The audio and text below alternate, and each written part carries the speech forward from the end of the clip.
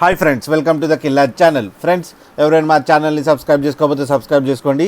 ఎవరైనా మీ డాగ్స్ అమ్మాలనుకుంటే మా ఛానల్ వాట్సాప్ నెంబర్కి మెసేజ్ పెట్టండి. ఫ్రెండ్స్, ఇవాళ మీకోసం long coated German shepherd female puppy తీసుకురావడం జరిగింది. ఇది గుంటూరులో అవైలబిలిటీలో ఉంది.